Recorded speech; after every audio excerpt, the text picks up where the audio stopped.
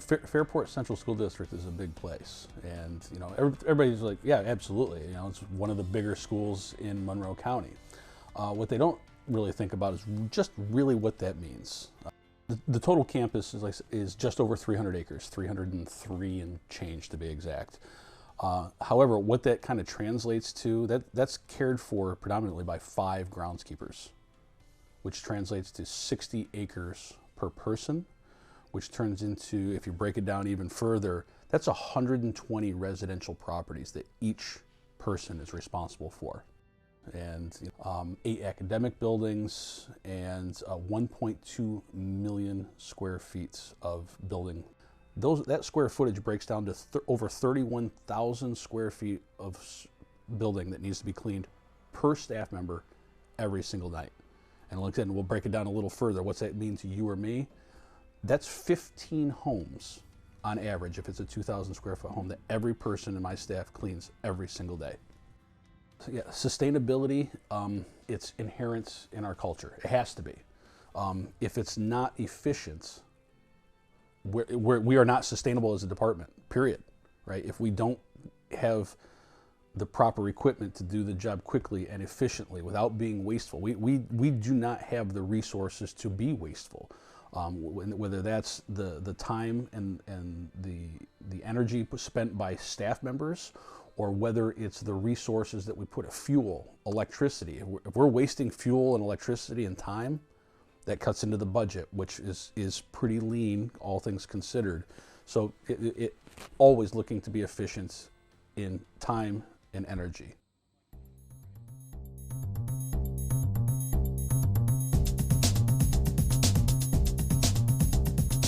Absolutely. So student devices, there's one for every student. So the enrollment is like 5,500. So there's 5,500 devices between iPads and Chromebooks.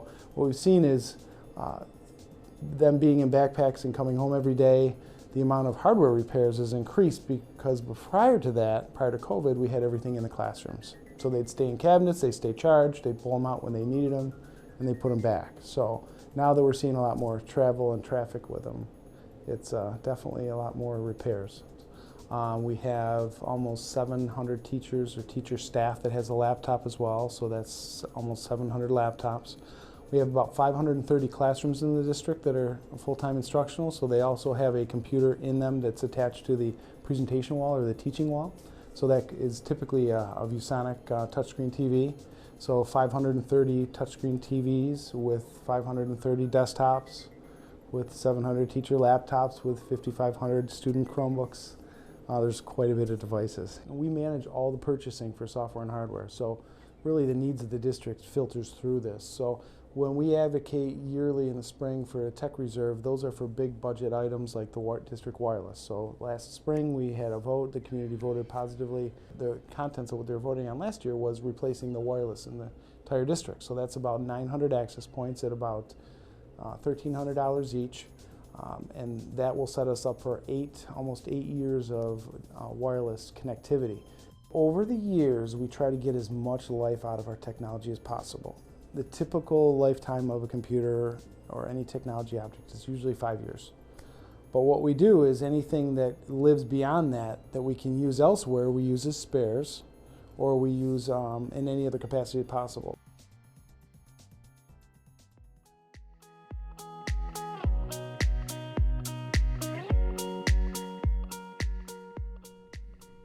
I've been driving, I started driving a school bus in 1995, and it was shocking to me to know everything behind the scenes, because I always thought, yeah, you get on a bus, you get to school.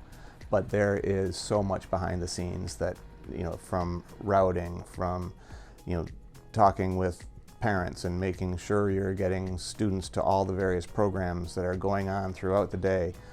It's just a huge task to make sure we're getting our over 5,000 students to every program that they need to get to in each day. For the transportation department, the biggest ticket item is going to be the cost of the buses. Then you look at fuel prices, you look at oils, parts, everything down in the mechanics shop have gone up, 20–25%. So there's a pretty large increase in that. I tell you, it's not hard to say stuff nice about our team. Our drivers are fantastic. They're reliable. They're here. They do the grunt work out there in the lot. They're up early before most everybody else is up and out there starting the buses and getting going. Our attendants and monitors do a fantastic job relating to the kids. We just have a really good group of people here. So we have about 100 buses mixed between large and small buses. So it's important when it comes time to replace that we do get a good number of buses. We typically try to replace about 10 buses a year. You want to keep the technology up. For the sustainability part, new buses are cleaner. The fuels that we're using are cleaner. We're constantly trying to stay ahead of the curve from that standpoint. The additives we use get longer life out of the buses. They get longer distances, better fuel mileage. We do everything we can to make our vehicles and get the people in here. Because that's part of it too. Sustainability is keeping our crew here. So we do what we can to keep them happy, so to speak, and just try and plug away day in, day out.